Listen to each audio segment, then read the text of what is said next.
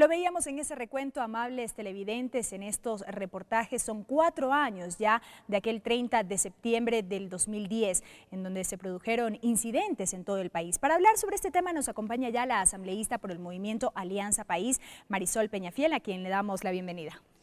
Muchísimas gracias, un placer compartir con ustedes, pero sobre todo recordar para no olvidar los hechos ocurridos hace 4 años aquí mismo en la Asamblea Nacional y en otros escenarios que lo que se intencionaba es acabar con un gobierno democrático elegido en las urnas y que se intentaba arrebatarlo por la fuerza. Asambleísta, vamos analizando varios de los elementos por partes. Ya son 4 años y seguimos recordando aquel 30 de septiembre. La historia siempre tiene que recordársela, porque una sociedad que no conoce su pasado no sabe hacia dónde se proyecta en el presente y a dónde va hacia el futuro.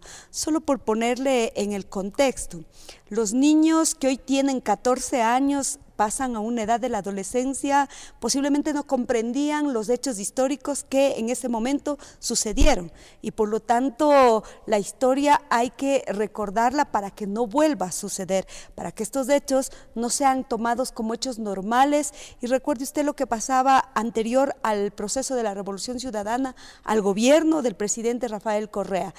Era normal que en 10 años 7 presidentes hayan estado en el poder sin ninguno de ellos culminar su ejercicio democrático y algunos otros configurados y en un contexto de incumplimiento de sus ofertas de campañas en el momento que fueron a las urnas y le presentaban una propuesta al pueblo ecuatoriano. Entonces, en ese contexto y en ese marco es importante que nuestros niños, nuestros jóvenes, nuestros adolescentes, la sociedad en su conjunto pueda entender qué sucede en un momento determinado de la historia para poder pasar y traspasar esos hechos sin que estos sean entendidos como algo normal y como que suele suceder siempre. Asambleísta, después de 4 años y tras el informe presentado por la Comisión Especial 30S que se encargó de investigar los hechos ocurridos aquel día, se determinó que hubo un intento de desestabilización, de golpe de Estado. Esto pese a que en su momento se dijo que todo se trató de una sublevación policial, precisamente por este descontento de los uniformados respecto de la Ley Orgánica de Servicio Público que se tramitaba en ese momento en la Asamblea Nacional. A ver, yo creo que ahí la Comisión ha cumplido un rol fundamental, pero la institución de lo que significa la administración de justicia y los operadores de justicia, creo yo que tienen todavía una deuda en decirle la verdad al pueblo ecuatoriano, para que la ciudadanía nos comprenda. Hace unos años atrás, después de ocurridos los hechos, es decir, 2 años o un año anterior, ¿qué es lo que resolvía un juez de instancia sobre los hechos ocurridos aquí en la Asamblea Nacional? Determinaba que lo que hubo es la participación de ciertos actores como cómplices, como encubridores, pero no existen todavía los actores intelectuales de esta intentona golpista. Por lo tanto, creo que la justicia está todavía en deuda. Yo felicito la oportunidad de una comisión investigadora que aporte con elementos para que los operadores de justicia determinen la responsabilidad y el grado de participación, pero insisto, todavía faltan algunos actores políticos. Creo que en el tema de lo que significa esta jerarquía de la policía y de las Fuerzas Armadas, todavía no vemos a aquel de orden jerárquico más alto que haya estado también involucrado en estos hechos. Yo lamento mucho, por ejemplo, el tema de quien presidía la escolta legislativa, el coronel Tapia.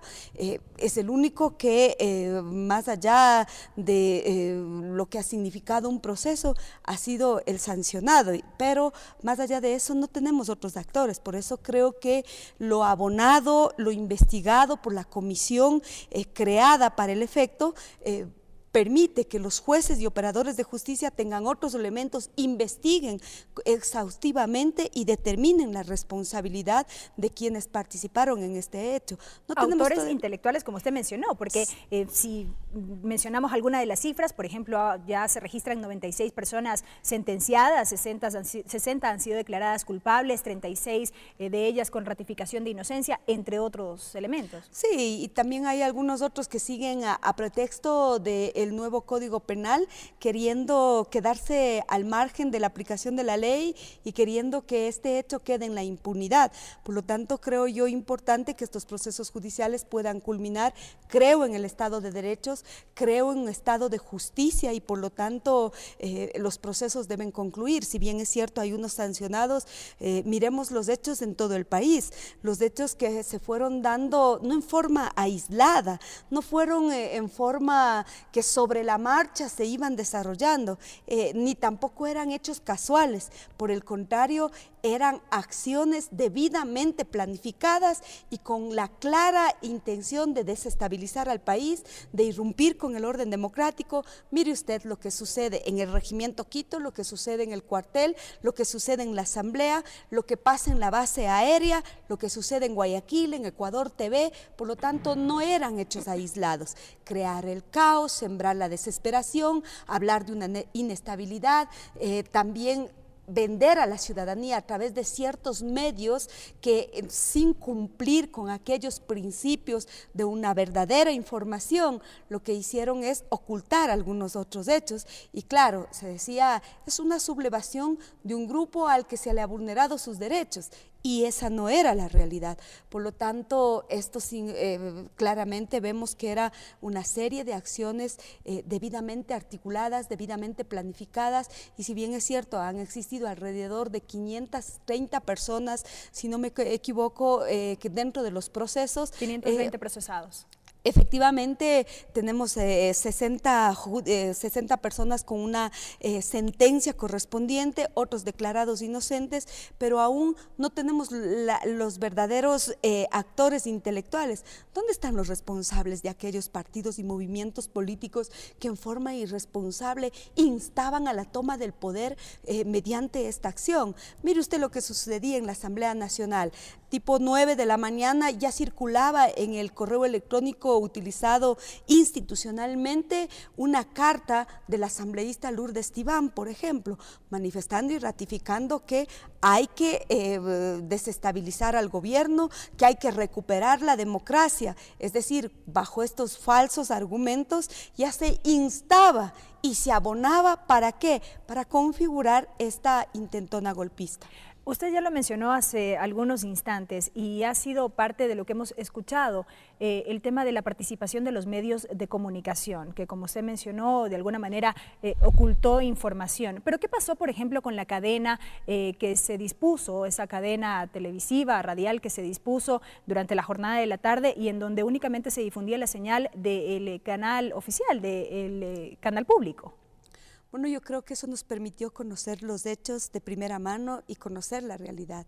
Creo que si no hubiese habido los canales públicos, los medios públicos, la verdad hubiese sido aún más silenciada.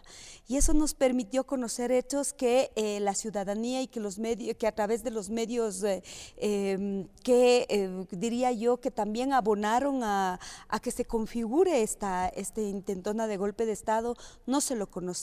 Y entonces vemos con absoluta claridad, por ejemplo, nadie puede olvidarse los hechos que sucedieron en Ecuador TV, porque no se estaba inventando una realidad, no se estaba creando una ficción, se estaba transmitiendo algunos hechos aún sin editar también, y eso permitió a la ciudadanía entender lo que estaba pasando.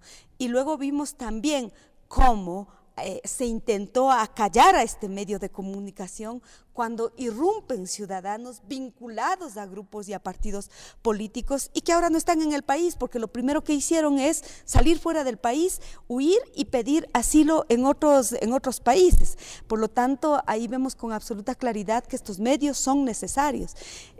Más allá de lo que se pretenda deslegitimar, decir que los medios públicos lo único que han hecho es defender o dar la noticia desde el lado del gobierno, pero no es así. Precisamente hacia ahí va mi siguiente pregunta, porque ¿hasta qué punto realmente se mostró la realidad que se vivía en ese día justamente?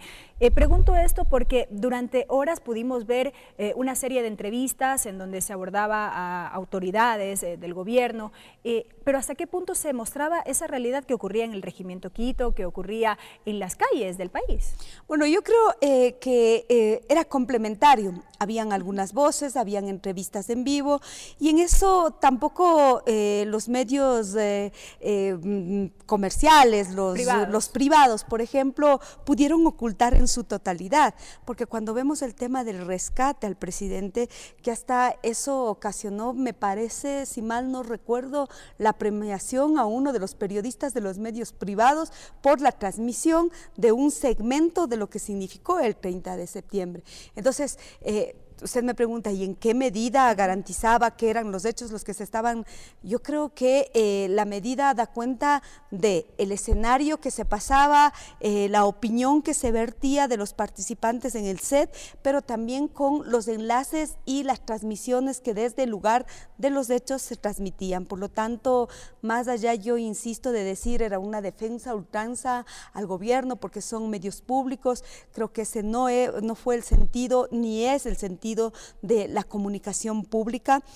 No se trata de ser los defensores y ser actores políticos, así como decimos que los medios privados no pueden convertirse en actores políticos ni voceros políticos, estamos convencidos que los medios públicos tampoco pueden convertirse en voceros del gobierno de turno. Asambleísta, brevemente y un poco para recapitular lo que pasó aquí en la Asamblea Nacional, ¿cómo vivió Marisol Peñafiel esa jornada?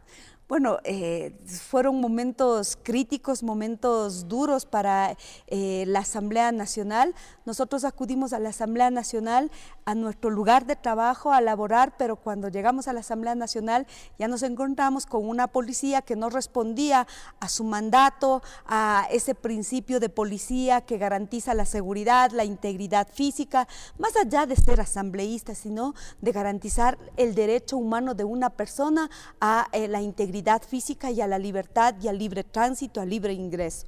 Por lo tanto, ya veíamos una policía que respondía a otras órdenes, respondían a movimientos y partidos políticos, porque nadie puede desconocer las evidencias. Los videos son tan claros, pese a que también borraron mucha evidencia, ningún crimen es perfecto, quedaron algunas evidencias y, por ejemplo, ahí vemos cómo la oposición entraba escoltada por la policía y cómo quienes pertenecíamos al movimiento Alianza País y los aliados éramos impedidos, éramos agredidos físicamente, porque cuando estalla una bomba lacrimógena en su cuerpo, cuando le lanzan gas pimienta a su rostro directamente, no es para recibirle con beneplácito, sino que están atentando a su integridad y por lo tanto esos fueron los hechos de desesperación, pero sobre todo de una convicción firme, de una militancia, de una bancada de Alianza País que estaba firme en la Asamblea Nacional sin claudicar en sus principios, pero en defensa de la democracia.